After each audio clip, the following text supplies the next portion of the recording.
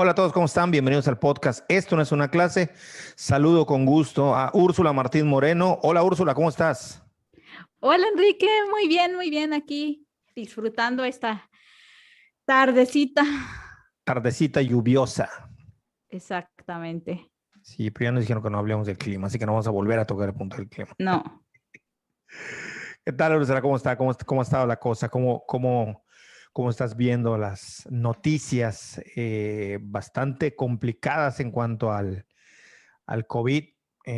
No sé bien cómo estén los números para otras entidades, pero por lo menos Quintana Roo y Yucatán no pintan nada bien después de que se había pasado o anunciado por el gobierno que estábamos entrando antes de las elecciones. Esto es un tema que ya se ha hablado mucho en redes sociales, a semáforo amarillo, y que se celebraba porque durante mucho tiempo estuvimos en semáforo naranja, que en realidad fue semáforo rojo, pero bueno, ya sabemos que aquí los colores de los semáforos se utilizan según los gobernantes de la entidad en turno deciden.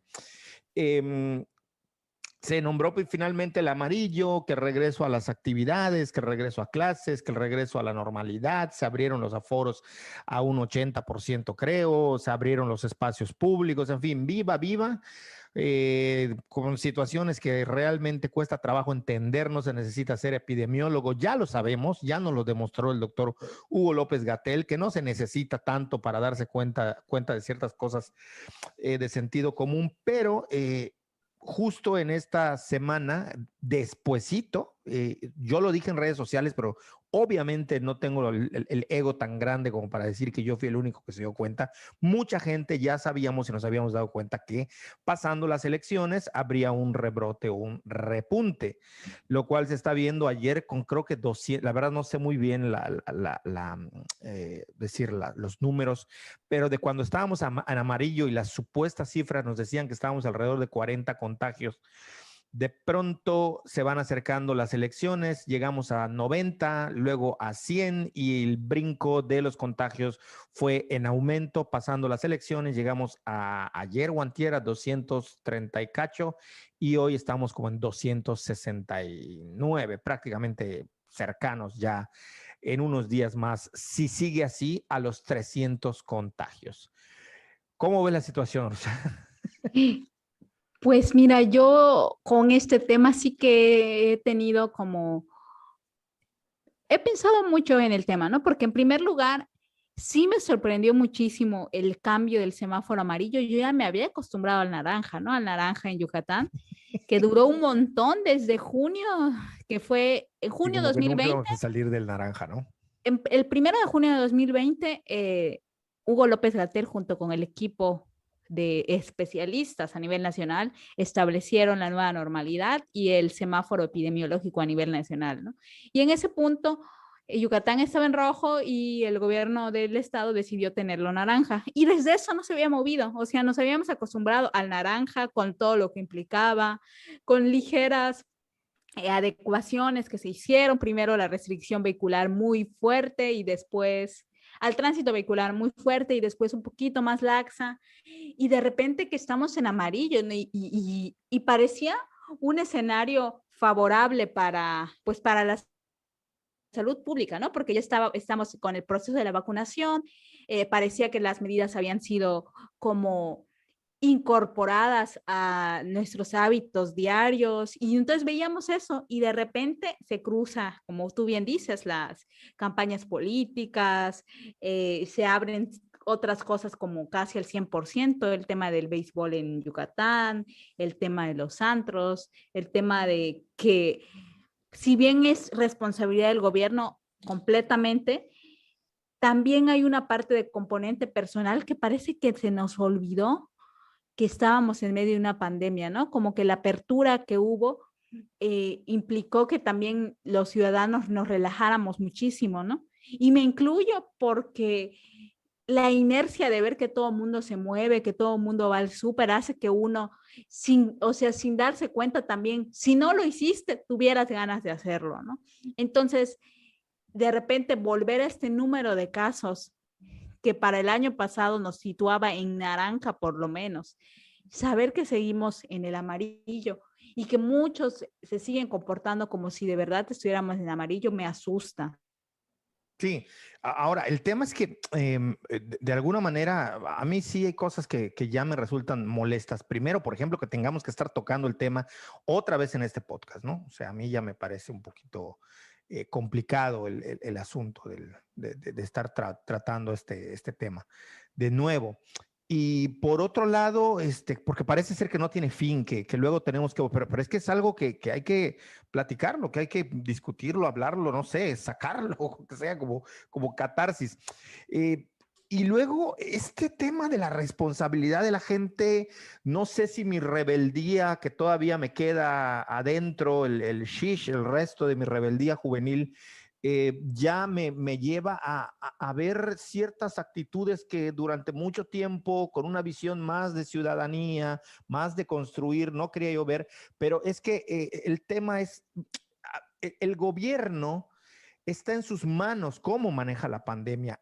Definitivamente la ciudadanía tenemos cierta responsabilidad dentro de las garantías y libertades que se nos dan de movernos, de no movernos y de hacer, pero definitivamente es la estructura social, lo sabemos, son las instituciones, es el gobierno el que marca la pauta. Entonces, si tú estás confiando en un gobierno cuya labor es salvaguardar la integridad de los ciudadanos ante un ataque físico, ante un ataque militar, ante un enemigo o ante una amenaza, en este caso biológica o de índole de enfermedad, de pandemia, uno le va a hacer caso al gobierno, o sea, la gente le va a hacer caso al gobierno. No podemos apelar a lo que mencionábamos antes, al buen ciudadano, al ciudadano correcto, al ciudadano ejemplar. Eso no existe. Lo pueden tener 2, 3 personas. Incluso esas 2, 3 personas lo pueden tener durante un tiempo, pero no durante año y medio.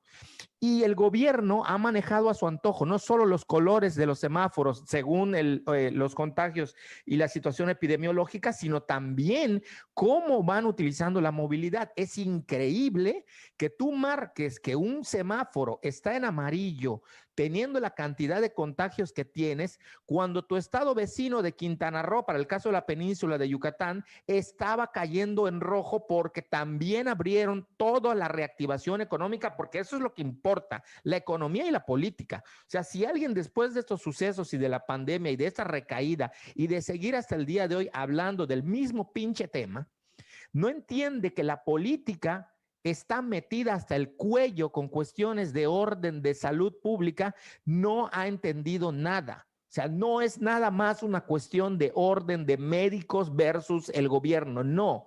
Es una cuestión del gobierno aplastando lo que tiene que aplastar, todos los gobiernos.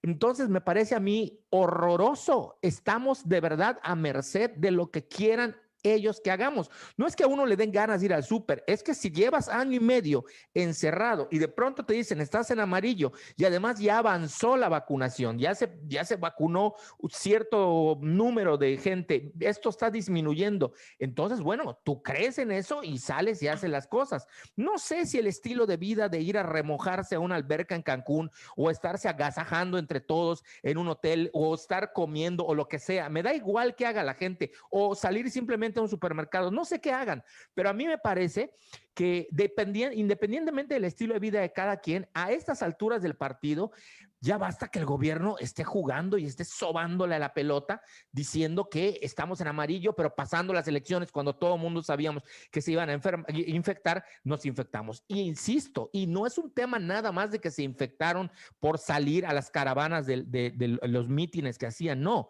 También es porque el gobierno mismo dijo, salgan, reactiven, y ese es un discurso que lo vienen tratando desde el inicio. Entonces sí me parece a mí que ahora sí, ya muy molesto con la situación yo, no es un tema de la sociedad ya. En algún momento lo fue, en algún momento entendí que había irresponsabilidad, pero a estas alturas sí creo yo que toda la responsabilidad debe recaer en el gobierno porque han estado jugando todo el tiempo con la población y no nada más el de México, todo el pinche mundo. Sí, y sabes otra cosa que concuerdo contigo completamente, pero creo que en este punto en el que la pandemia está sufriendo un rebrote, al menos en México, aunque pareciera que no, ¿no? Pintan muchos estados de verde, parece que ya la mayoría de los estados están en verde o amarillo. Y sí creo que no como responsabilidad, como si se busca un culpable, el culpable es la ciudadanía, pero sí que apelo al sentido común de las personas, ¿no? Porque a mí eso es lo que me sorprende, ¿no? Cómo como seres humanos no aprendemos, o sea, olvidamos el momento histórico que vivimos. Eso es lo que a mí me preocupa, ¿no? Como el sentido crítico de la sociedad en la que vivimos, por un lado. Y por otro lado, efectivamente, como dices, ¿no? Al final sí es responsabilidad macro del gobierno lo que está sucediendo, completamente porque, como tú bien dices, ¿no? O sea, no ha habido una estrategia clara para mitigar la pandemia. Eso nos dimos cuenta desde el día 3 o 4 que se presentó la famosa estrategia de contingencia sanitaria. Y por otro lado, digamos, en ese juego entre qué priorizamos, si la salud pública o la economía, y en ocasiones fue la salud y después la economía, ni siquiera se ha manejado de manera óptima, que al final la economía también está tronando. O sea, son los dos grandes perdedores. No hubo uno que se salvó en esta pandemia. O sea, al final la economía también está por los suelos, está quebrada y no es el consumo individual lo que la va a salvar. O sea, no es que nos digan salgan, como justo ha sido la estrategia de la reactivación económica, sal, compra, gasta. No, no es en la acción individual que... Sí, se fue tu audio. Tiene un No delay. es así.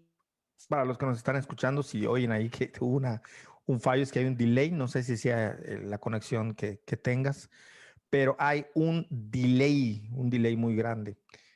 Aprovecho esta pausa, no sé si me estás escuchando o si yo como en aquella ocasión soy el que no se está escuchando, pero bueno, estas cuestiones de problemas tecnológicos pasan. No sé si ya me estás escuchando bien. Ah, bueno, adelante. Sí, entra ya. Ah, bueno, lo que yo te decía, yo quería saber tu opinión, ¿no? ¿Tú cómo veías este tema?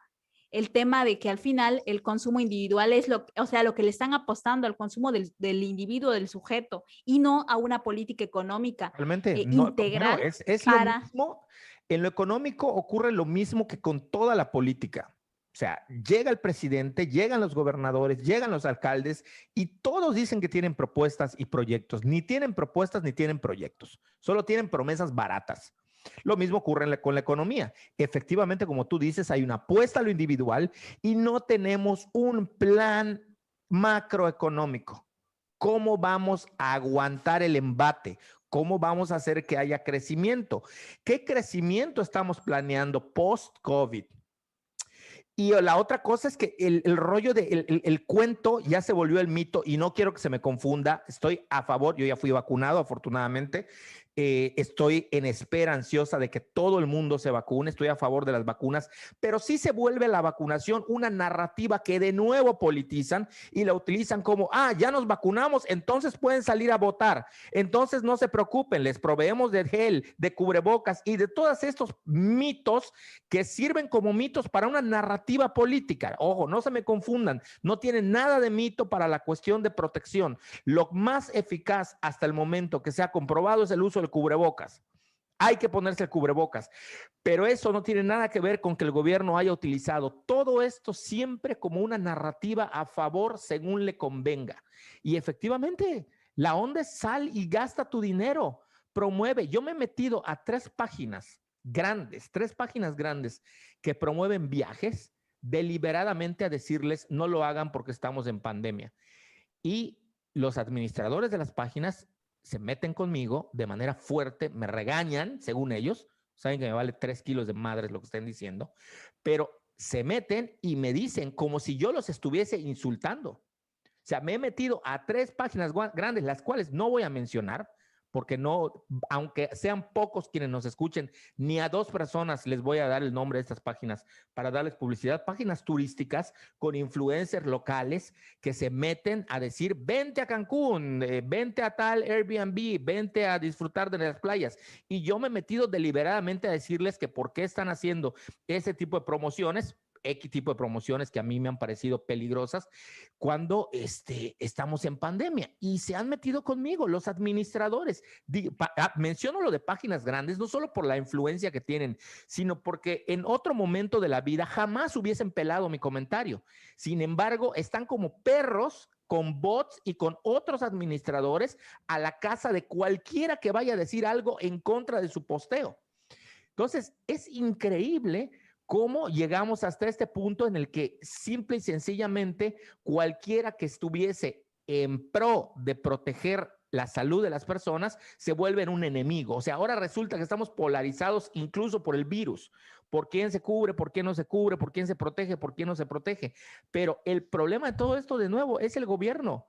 Hace 8 meses, si tú me decías, mira, los de las cantinas de Mérida se están levantando y están yendo a protestar, yo hubiese dicho, están mal, es un estilo de vida, nada más el que quieren proteger, no les hubiese. Ahora, hoy, que salgan a protestar. Que salgan a protestar porque quienes estuvieron detrás de ellos para que abran fue el gobierno. Quien les vendió las licencias de restaurante fue el gobierno. Ellos fueron los que en su momento les dio la gana de vamos a echar a todos a andar. Ahora se las quitan. Tienen toda la razón del mundo. Salgan a discutir. Yo me uno a sus protestas. O sea, no puede ser posible. Y sobre todo, ese discurso fallido del encargado de la salud, de la Secretaría de Salud en Yucatán, que sale y dice con todas sus letras que la culpa es de los jóvenes porque no se cuidaron. Entonces ahí sí, reventaron los jóvenes y reventó todo el mundo por el descaro que tiene de salir a decir este tipo de payasadas. Sí, sí, completamente. Y ¿sabes por qué me estoy riendo ahora que terminas de hablar? Porque me dio muchísima risa que fue un rango específico de 18 a 39 años. Y esto es muy curioso, este rango, porque justamente coincide con el rango de la gente que no se ha vacunado. Y a mí esto también se me hizo una movida política. Claro. ¿Por qué? Porque nos está diciendo que no se han contagiado quienes ya están vacunados. O sea, en su discurso, además de culpar y volver a sujetos punibles a la gente de esta edad, que llamó jóvenes, y por otro lado nos está diciendo que la vacuna está funcionando bien. Entonces, esto a mí me parece una jugada política. Y por otro lado, me pensaba a mí en ese rango de edad que yo qué voy a salir ni al béisbol, ni al antro, ni nada. Yo soy como ese meme de es viernes y el cuerpo no lo sabe, ni se entera, ni le importa, ni le apetece. Porque yo viernes a las 9 de la noche estoy dormida. No importa si tu estilo de vida es de los que quieren reactivar el beso de 3 o tu estilo de vida es el de descansar en tu hamaca. O sea, no importa tu estilo de vida. Lo único que importa son la cantidad de incongruencias que llevamos a día de hoy. O sea, esas incongruencias que tú mencionas, que por un lado son los jóvenes, pero por el otro lado son los que no se han vacunado, pero ahí vamos, pero ya anunciamos, pero entonces, o sea, ese jueguito perverso, macabro del gobierno ya no se lo tiene que creer nadie. Sí, definitivamente. Y creo que esta es la vez que más se ha sido como crítico con el discurso del gobierno estatal. Y bueno, ahora que estamos con eso, yo justamente hoy, hace unos días, porque pues ahora estoy viviendo en Campeche y en Mérida, bueno, no al mismo tiempo, unos días y unos días, unos días y unos días. Pero a mí me parecía un poco, pues, extraño, por decir menos, que yo no pudiera consultar en la página de la Secretaría de Salud de Campeche el número de casos, como la ponen en la de Yucatán, ¿no? Que al día de hoy hay tantos casos, tantas hospitalizaciones, tanto esto, tanto el otro. Me pareció muy curioso no poder encontrarlo de forma expedita. Pero la diferencia que encontré, bueno, esa fue una de las dos diferencias de la comunicación pública de Secretaría de Salud Estatal, ¿no? Y la otra gran diferencia justo es que vi los videos que cada Secretaría de Salud, copiando el estilo del gobierno federal, saca su comunicado de prensa todos los días, ¿no? Y el comunicado de prensa del estado de Campeche me pareció, y no porque yo sea campechana, pero me pareció el más sensato y justo entiendo por qué ha sido uno de los estados con mejor control de la pandemia después del pico tan fuerte que tuvo en agosto del 2020, ¿no? Porque sí decían, quédense en casa, decían, la única manera de mitigar esto es que se sigan quedando en casa, quédense en casa, quédense en casa, quédense en casa, sigan con los cuidados de salud. Las brigadas de COVID, anti-COVID están muy fuertes en toda la ciudad. A mí me tocó, ¿no? Que casi me obligan a, señoritas, lávese las manos, le estamos viendo pasar por aquí, lávese sus manos, ¿no?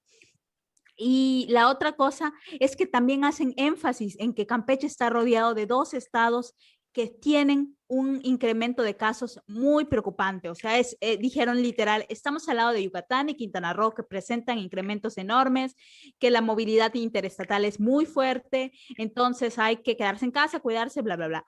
Eso me sorprendió y te digo, me hace entender por qué ha sido uno de los estados que después de su gran repunte de casos ha tenido una mitigación digamos, de la pandemia. Porque como tú bien dices, pues yo soy un ejemplo claro. Estoy 5 o 4 días en Mérida y luego me voy a Campeche y regreso, voy y vuelvo, voy y vuelvo. Entonces, todo el tiempo es así y sin embargo, hasta ahora, digo, está en incremento y cambiaron, apenas subieron los casos al amarillo.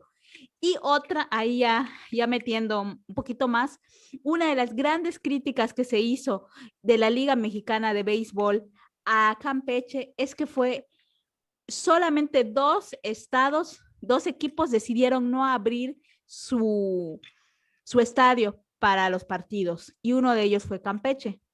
Y hubo una muy mala comunicación de la prensa, ¿no? Al final la directiva del estadio, del equipo, dijo que no abrió porque no tenía los túneles ¿cómo se llama? Los túneles de desinfección. Y yo fui al estadio hace unos días a comprarme mi gorrita y entonces de chismosa empecé a preguntarle a la tienda y le dije, oigan, es que dijeron que no abrieron el estadio porque no hay el túnel de desinfección. Y ya me dijo, eso es mentira, el túnel aquí está, de hecho desde aquí lo puedes ver. Y se veía el túnel. Me dijo, él no se abrió porque se tiene temor a los contagios, se está meditando muchísimo la apertura. Y al final sí van a abrir la próxima semana al público, pero tardó mucho más que otros estados. El tema allí fue una mala comunicación, o sea, lo que se dijo es que no habían los túneles de desinfección y sí estaban. Y esa es como de las cosas que me parecen positivas de cómo se ha manejado. Digo, han habido muchos errores también, incluido que se permitieron las campañas políticas como se llevaron a cabo, los errores que hubieron, pero creo que hay maneras de hacerlo, ¿no? Y pobre Campeche, porque al final siempre es un referente de todo lo que se hace mal, pero justo esta vez están haciendo las cosas mejor que otros estados y que creo que eso tendríamos que mirar. Yo me siento como con responsabilidad ahora de que estoy moviéndome entre estado y otro, porque digo, bueno, vengo a un estado y a una ciudad como Mérida que está llena de casos, ahora sí, por todos lados. Justo hoy fui a buscar unos materiales de lo de mi marca de Pecoreando y resulta que la chica que siempre me atiende, no está porque tiene COVID. Y fue como, puchis, otra vez se me está acercando. O sea, me siento que estoy cada vez más y más cerca de casos de COVID. Ya había pasado esto hace unos meses, ya me sentía más relajada y ahora me siento con la responsabilidad de que me voy a Campeche y que ahí convivo, no con mucha gente, pero con otras. Y que si yo me contagio aquí, ya va a llevarme la fregada y voy a contagiar allá. Sí, Entonces sí claro. es algo estresante. Y además hay que decir, además de lo bien que lo ha llevado Campeche, por diferentes razones, pero entre ellas por decisiones que el gobierno ha tomado, como bueno, y también algunos otros casos de iniciativa privada y de la gente, como el caso del béisbol que mencionas, que hay que recordar que Campeche además fue súper presionado a que regrese a clases y aun cuando tuvo la presión más fuerte por parte del gobierno federal para regresar a clases, porque era de sus estados estrella favoritos de cómo habían manejado la pandemia, de echar marcha atrás, de no regresar a las aulas y volvieron sus alumnos otra vez a pesar de que estaban en condiciones supuestamente favorables para hacerlo, ¿no? Es decir, cómo pudieron contener a pesar de la fuerte presión que tuvieron por parte de las autoridades federales. Y esta idea como de que cada estado es una isla me parece ridícula, como Yucatán. Ya estaba Quintana Roo en naranja y ya había pasado a rojo. Ya se veía y se sabía cómo estaban manejando ellos la apertura de antros, de discotecas, de bares, se veían en los videos, se sabía perfectamente el número de casos y la velocidad de contagios, cómo se estaban dando. ¿Qué nos hace pensar que eso no va a entrar a Yucatán? O sea, no somos islas.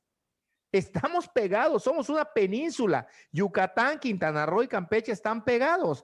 O sea que bastante bien lo ha hecho Campeche para no caer justamente frente a estos dos. Entonces, Eso es lo que a mí me parece, y no sé, increíble, o sea, increíble cómo estamos entrando en este sistema y bueno, no sé qué vaya a pasar, pero al menos para Yucatán parece ser que la cosa no pinta nada bien. Algunos medios, no sé si amarillistas o no amarillistas, le están llamando ya el nuevo epicentro del COVID, al menos en el sureste del país. Esperemos que esto no sea así, pero va que vuela. Estoy hablando que en menos de un mes pasamos de 40 a 100 a 200 y ahorita estamos pintando para ir en 1 o 2 semanas más. Si las cosas siguen como siguen, a 300. Insisto, no soy epidemiólogo, no me crean a mí. Esto no es un canal de ciencia, no es nada. Es un podcast donde nos sentamos a platicar y a discutir de las cosas que nos creemos que son importantes platicar. Pero ustedes revisen, infórmense, pero creo ahora sí que se le fue la olla al gobierno, se les fue completamente. O sea, era lo que faltaba para derramar el vaso que ya estaba.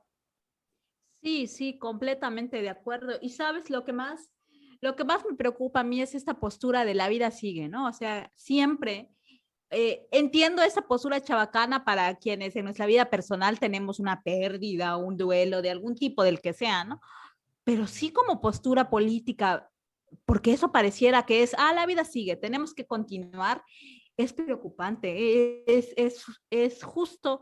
Y al inicio de la pandemia se habló, ¿no? De posturas necropolíticas. Creo que en este punto sí se está No, tomando, o sea, para mí y de siempre una fue una manera necropolítica. cínica. Yo soy radical. Para mí siempre fue Sí. necropolítica, siempre fueron experimentos, siempre fueron juegos, siempre fue poner lo económico por encima de la salud. Siempre fue así para mí. Yo Eh, nunca le vi otra forma. yo lo matizaba, o sea, no lo asumía como tal. En este punto me parece que sí. Y me parece además que ya hace ratito medio lo tocaste, pero quiero abundar, que justo en el tema de la contienda política se vio más que nunca. O sea, al final me parece que a nivel Estado-Nación, a México y por lo tanto a los estados que componen la federación, los ciudadanos le importan nada. O sea, eso me sorprendió. Para el Estado-Nación, el ciudadano mexicano es un voto, es lo único que Somos un representa. número. O sea, Exacto. no somos sociedad, no somos ciudadanía, somos un pinche número. Eso quizás que tocas pueda servir para empatar con lo otro. Queda claro que mucho le estaban apostando la mayoría de los contendientes en estas elecciones pasadas, de la semana pasada, mucho le estaban apostando al tema de quien mejor manejó la vacunación, la enfermedad y tal, quien mejor se coló y se posicionó, tenía por ahí un chance de ganar más seguidores. Y me parece que estas elecciones dieron un primer atisbo, como un glimpse, como una mirada más allá, como una ventanita a lo que podría ser una ciudadanía encabronada. Es decir, no estoy diciendo que por cómo se manejó la pandemia, pero no fue el manejo de la pandemia lo que hizo, sino un conglomerado de asuntos, de cosas y de situaciones y de circunstancias, las que hicieron que en muchos casos se tuvieran elecciones y con resultados que nadie esperaba. Y bueno, esto ya lo puse yo en quienes quieran revisarlo de manera mucho más ordenada que ahora que estoy muy sulfurado. Quienes quieran revisar mi texto, bueno, está público, se publicó en Informe Fracto en 2020 Yucatán, eh, sobre la cruda electoral. Lo pueden revisar así, Enrique Rodríguez, la cruda electoral en 2020 Yucatán, con quienes Ahí colaboramos, por ponemos el supuesto. enlace. Ponemos el enlace Informe Fracto, ahí como que trato de explicar más esta parte de la política. Me parece que en ese sentido, en muchos lugares se apostó a que no iba a ocurrir nada que hace 6 meses no tuvieran planeado y no. Y digamos que los tres casos para mí emblemáticos, hay varios, pero los tres que me llaman más la atención son Nuevo León, son Campeche, ya vamos a hablar por qué. Yucatán era bola cantada, aunque hubieron ahí algunos matices que sería bueno revisar. Y el tema de la Ciudad de México. Me parece que esos fueron así como los puntos claves. Hay otros por ahí, pero me parece que son los puntos clave de estas elecciones. Y la primera es que hace 6 meses, 7, 8 meses, se veía como clara candidata a la gubernatura de Nuevo León a Clara Luz Flores, quien estaba primero, bueno, antes de que fuese candidata por Morena, durante un tiempo jugó justo, y ahí es donde empieza la narrativa esta extraña, con el verde ecologista, quien finalmente sería el que se metió en este lío con los influencers el sábado antes de las elecciones del domingo, comprando y pagando famosos e influencers para que instaran a la gente a votar por ellos. Bueno, Clara Luz, no olvidemos que tuvo un problema muy grave, además de que fue perdiendo camino frente a la estrategia de la cual quiero mencionar, a ver si a ti le ves sentido a esto que analizo yo sobre Samuel García. Que resulta al final ser un gobernador electo de Nuevo León. Clara Luz pierde, entre otras cosas, porque a ella se le descubre un nexo con esta especie de, pues no secta, pero sí es como un grupo ahí raro, perseguido por organizaciones internacionales porque gente poderosa de la iniciativa privada y políticos del mundo estaban metidos en una red de pornografía infantil y prostitución. Y se le vincula a ella con uno de los líderes y a partir de ahí empieza a perder como piso, se le empieza a ir la jugada y resulta ser que el Samuel García, el que termina ganando las elecciones, construye una narrativa de nuestros tiempos modernos. A mí me parece que no es lo que hace en la totalidad que gane, pero sí la parte fundamental para nosotros poder entender lo que está ocurriendo ahí en este caso, ¿no? Y es que muy rápidamente voy a tratar de contarlo, supongo que la gente ya está enterada de este caso, pero muy rápido voy a tratar de contarlo. Al inicio ellos suben, digo ellos porque entra en juego, es pieza fundamental, la esposa de él, no me acuerdo el nombre de la chica, no, es una influencer de ahí Mariana. de Mariana, pero no me acuerdo su apellido, Mariana, no sé, pero bueno, la esposa del hoy el gobernador electo de Nuevo León. Salen en un en vivo donde están comiendo alitas y en un momento él la regaña a ella con una actitud machista y le dice que por favor baje las piernas porque no quería que la demás gente lo viera y hace declaraciones lamentables como eres mi esposa y no nadie más tiene por qué estarte viendo, sino entonces ¿para qué me casé contigo? Palabras más, palabras menos. Eso es lo que dice, se vuelve viral y ahí se torna la narrativa para quienes no lo crean. Yo estoy prácticamente convencido que todo esto fue planeado desde una estrategia de marketing digital de ambos lados. Y si no fue así, supieron surfear la ola perfectamente bien.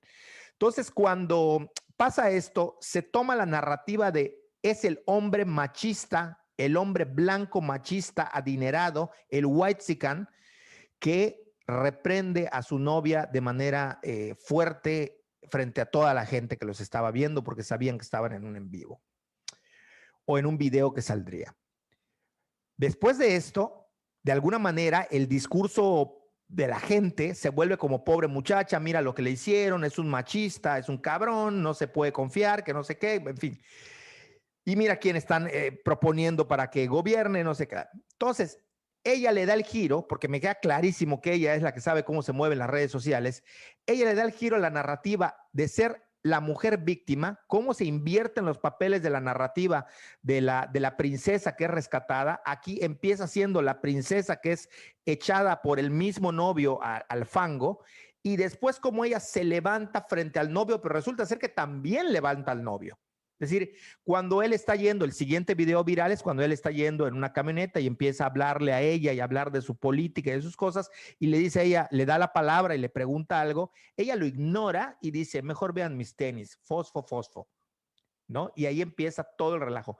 Tan importante fue lo de fosfo, fosfo, que según dicen algunos en los medios de comunicación, el color del partido sí era naranja, pero no tenía el tono que tenía de fosforescente, que se vuelve el partido de los fosfos.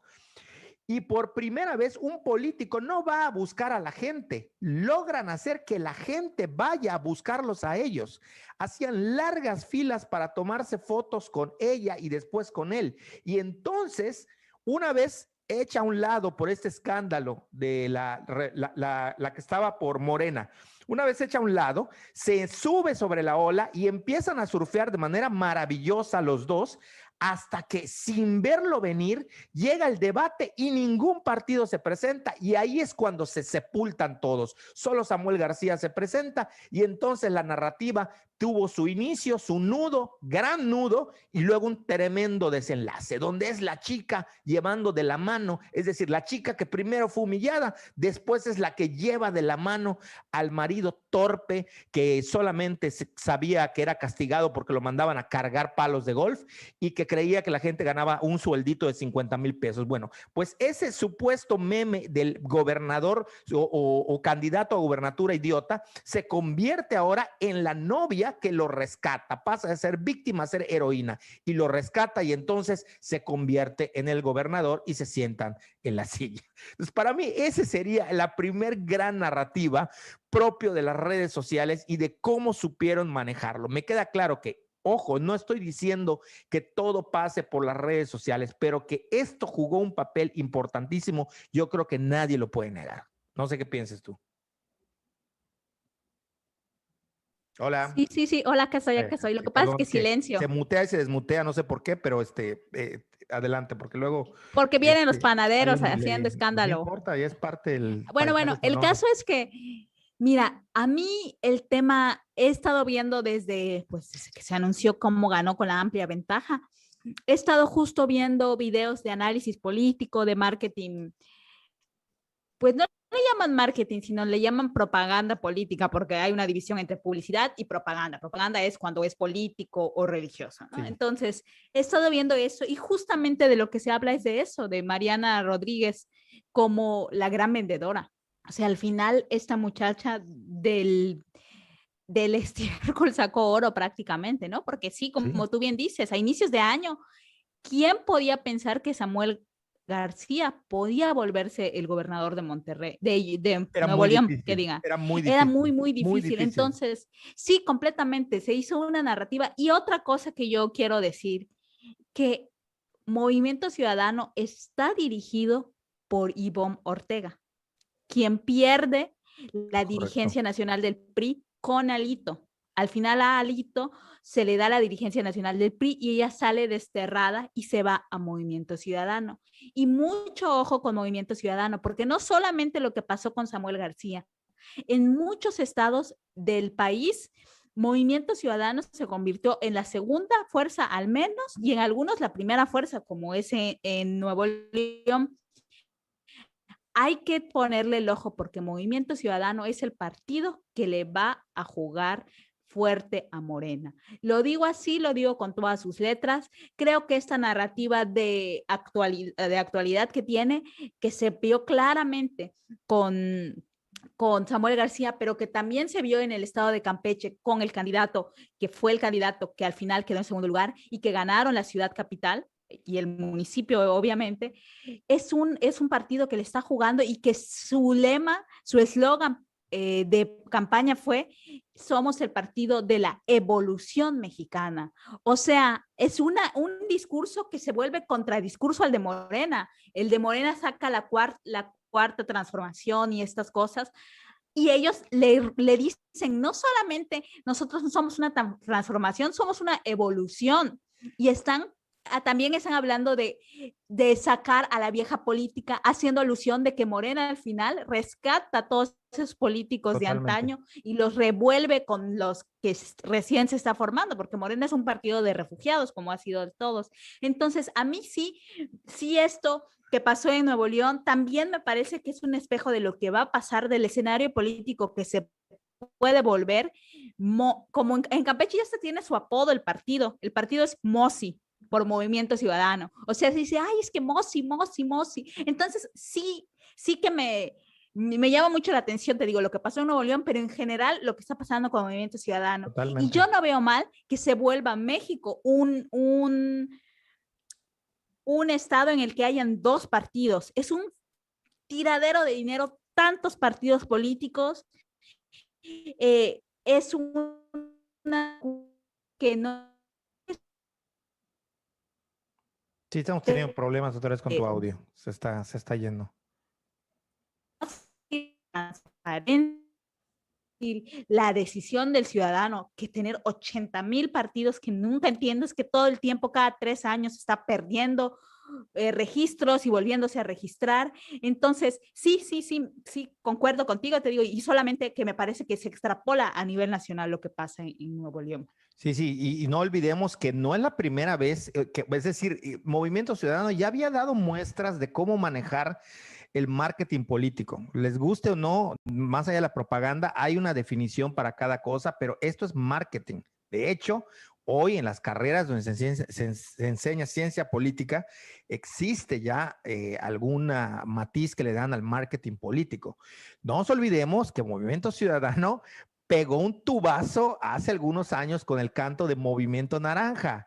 Se volvió una canción éxito que podías descargar de las plataformas con el Niño Naranja, que en España estuvo por lo menos en algún momento en el top 10 de las canciones más escuchadas en streaming.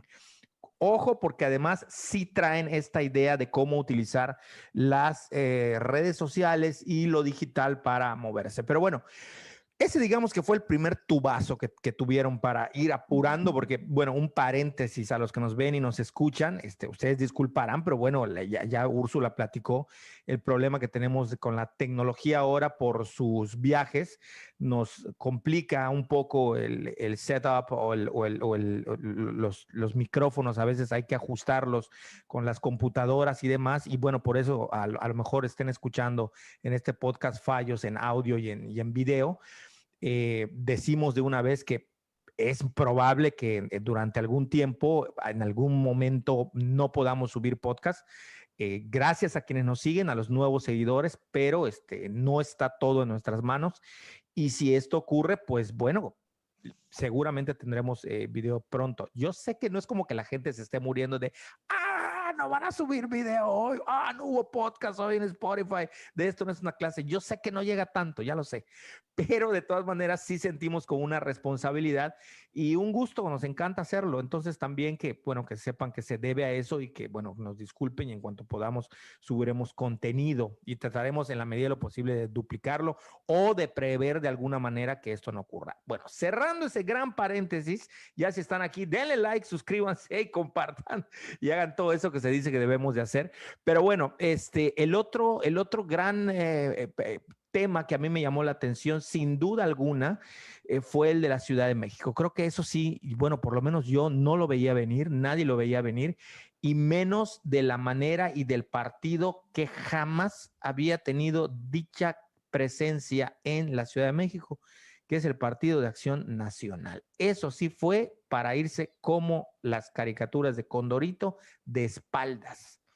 Eso sí fue de volar la cabeza, sobre todo para quienes no estamos ahí y al parecer por lo que se veía en redes sociales, ni para la misma gente de la Ciudad de México, que tenía una Claudia Sheinbaum muy bien posicionada, una que a todas luces junto con Marcelo Ebrard era candidateable para ser la sucesora de Andrés Manuel López Obrador, alguien que en la Ciudad de México estaba bien posicionada, bien ranqueada, que en el discurso no necesariamente le decía a todo que sí al presidente, la ciudad bastión del movimiento Morena, la ciudad bastión de la izquierda en México durante muchas décadas, resulta ser que da una cachetada y se queda aplastando a Morena, dividiendo la ciudad, dividiéndola totalmente y que además divide el tema de las diputaciones en la Cámara.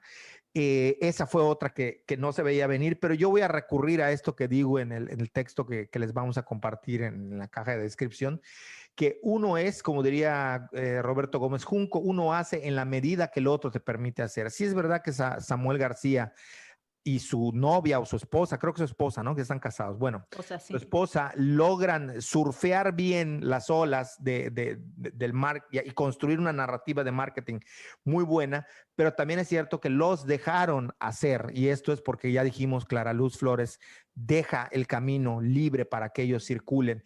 Y aquí me parece que también se dejan muchas cosas de hacer, y sobre todo un golpe duro por supuesto, lamentable la tragedia de la línea 12 del metro que se desploma y donde en repetidas ocasiones el gobierno otra vez vuelve a ser el gobierno y no hace caso a la gente. Me parece que esto también terminó de pasar factura, no nada más, pero de nuevo la gota que derrama el vaso, ¿no? Y lo que hace que se vea reflejado en las elecciones. Insisto, pese a ello, no creí ver esta voltereta tan aplastante y sin embargo ocurrió. Pero bueno, no sé qué piensas. Sí, sí, a mí me sorprendió también. Jamás creí ver esa ciudad así. Creo que la sorpresa y el golpe más fuerte a nivel, ¿cómo decir? A nivel mediático para Morena, ¿no? O sea, creo que lo que ganó en todos los estados no quitan lo que perdió en la Ciudad de México. O sea, fue un golpe mediático. Verlo para quienes no somos simpatizantes de ningún partido fue pesado, ¿no? O sea, yo que no soy simpatizante de ninguno, todos me caen mal. Sí fue como hasta yo sentí, dije, guay, ese Morena sí que la tiene difícil, o sea, porque sí, y no tienen a nadie que pueda ser candidato para presidente de la República. Y estas son elecciones intermedias, ya se debería de perfilar a alguien y cayeron todos. O sea, Sí, sí, sí, está digo, cañón, todavía está quedan cañón. 2 años y medio. A ver qué hacen. Yo no veo a un presidente corrigiendo, yo veo a un presidente siendo más autoritario, siendo más él, más en su postura, no haciendo caso, no escuchando, no lo veo corrigiendo. Pero bueno, ya será cosa de ellos cómo lo solucionan. El otro caso que me pareció interesantísimo fue el de Campeche, cuando se veía a Laida Sansores como amplia ganadora. Resulta ser que de último momento se les empieza, lo cuento como yo lo veo. Tú creo que lo veías de otra manera desde hace tiempo, pero yo sí no veía venir a Eliseo con esa fuerza tan cerrada de photo finish, como al final se le empareja y casi por puntitos, le va. O sea, si bien deben celebrar y ganaron dignamente en el sentido que fue elegida democráticamente, también deben tener en cuenta las formas, es decir, cómo ganamos, de qué manera ganamos, y yo me la pensaría mucho de estar tan feliz porque estuvieron a punto, a nada de meterles un tremendo susto y que esto yo no lo veía venir. O sea, yo no veía venir esta situación. Sí, al final lo que se celebra en Campeche como ciudadanía es que hay alternancia. O sea, eso es lo que Sí, la, sí, la pero principal esa la iba fiesta a ver. para que, ajá, Pero esa ya la sí, iba a sí. ver. O sea, sabíamos que iba a ganar Morena. Lo que no sabíamos es que las elecciones iban a ser tan cerradas. Y es lo que yo en algún momento te platiqué de forma personal, ¿no? De comunicación personal, como si fuera Como se cita. ajá, de comunicación personal, te lo platiqué. Eliseo, el tema de Eliseo estuvo así. Eliseo es o era militante del PAN. Él llega con él como PAN gana diputación local. Él como PAN le gana la ciudad de Campeche, gana el municipio de Campeche, el municipio capital. Nadie Sí, sí, sí. lo esperaba, nadie esperaba que PAN ganara a los huesos. Y cuando empieza el show de quién va a ser el candidato, él era el candidato claro del PAN. Lo que pasa es que los dirigentes estatales del PAN sienten miedo de perder y eso significa perder sus pluris. Entonces se Claro. van en alianza con el PRI y entonces la ven segura. ¿Y qué pasa? Eliseo se va a MOSI o Movimiento Ciudadano y con Movimiento Ciudadano junto con la candidata a alcalde de Campeche, le empiezan a dar duro, son dos personas jóvenes. Eliseo tiene, creo que 40 cuando mucho. Eliseo está súper joven, Vivi Ravelo está súper joven, le empiezan a dar duros, vienen de una idea de la política, que todos lo tienen, ¿no? Todos intentan como estar cerca de la gente, pero Eliseo empezó así, o sea, Eliseo está con el equipo de artes marciales mixtas, va a practicar artes marciales mixtas con los chavos, así les llamamos en Campeche, ¿no? Los chavos de artes marciales mixtas, o sea, de por sí él es así, es de barrio, ¿no? O sea, o ha vendido también la imagen de ser de barrio que se la compras. Entonces, todos dijeron, perdió al PAN, chispas, no lo va a lograr. Y empezó a subir, que yo te lo dije, ¿no? Yo dije, Eliseo tiene posibilidades de ganarle a Laida. Y tan tuvo posibilidades de ganarle a Laida que faltando una semana faltaba para las elecciones de Campeche, o sea, las elecciones en general, que llegó AMLO a visitar a Laida. Y aunque ya no fue de campaña, porque AMLO como presidente no puede estar de campaña, se dejó ver paseando por la ciudad. Y al final ya gana Laida y yo platicando con él de corazón, él me dice...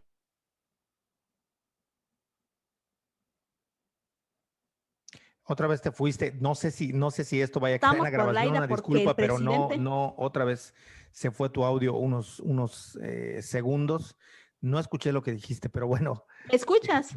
yo no lo escuché, no sé si vaya a quedar en la grabación, no se escuchó varios segundos, o sea, se perdió la idea Ok. para mí, pero bueno, igual luego, lo que pasa es que luego cuando ya descargamos el video y lo grabamos, resulta ser que sí se escucha, entonces yo no lo escuchaba, o sea, yo no te puedo seguir la charla.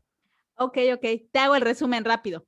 Sí. Lo que decía es que, ajá, que el presidente, o sea, que al final Laida gana por lo poquito que gana, porque vino el presidente de la República a respaldarla y casi que a pedir a los militantes de Morena que voten por ella. Y eso se vio evidente, porque la diferencia no son ni 2 puntos porcentuales.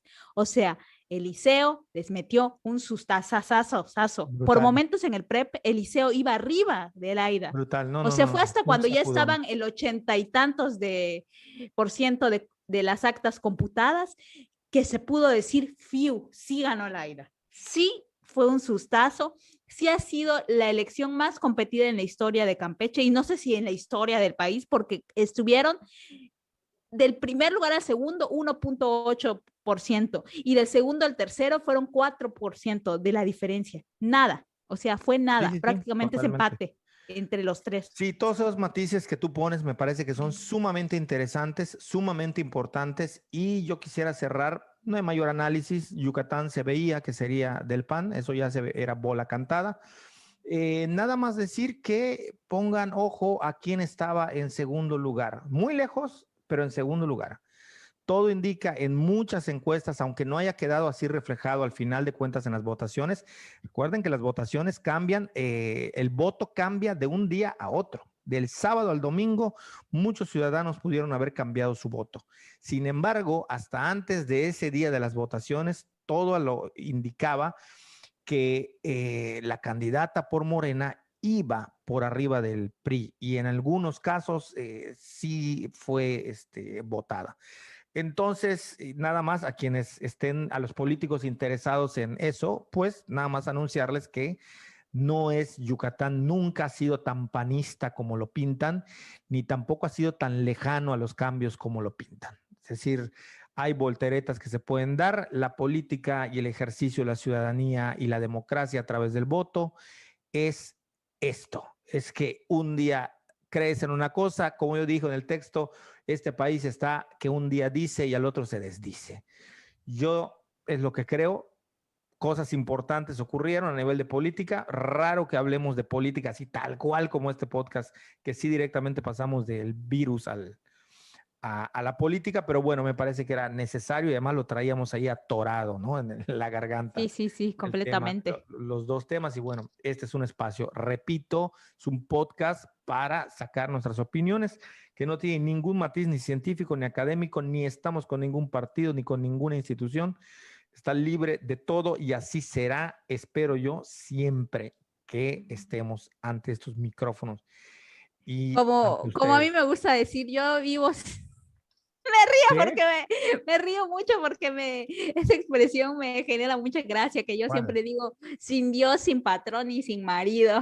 Así es este Tómala. podcast. Una buena frase matadora. Podríamos Sí, ponerlo de eslogan, ¿eh? Sin Dios, sin partido y sin marido. exacto. Ingesu. Hay que se quede. Pues yo hasta aquí lo dejaría porque además estamos teniendo, de verdad, bueno, yo siento las fallas de audio muy, muy fuertes, muy marcadas. Ojalá que no queden así. Ojalá que yo quede payaso en en el podcast y sea yo el único bruto ahí que esté como, ay, no te oigo, no te oigo. Y en realidad todo se está oyendo. Ojalá que sea así. Si no, una disculpa, trataremos de corregir esto. Insisto, esto se debe a los cambios que hemos tenido. Pero bueno, aquí tenemos este contenido. Ojalá que lo puedan disfrutar, ojalá que les entretenga sobre todo, que es lo más importante. Y nada, denle like, compartan, suscríbanse, hagan lo que tengan que hacer. Y nada, les mandamos un saludo y nos vemos en el próximo episodio. Hasta luego. Chao.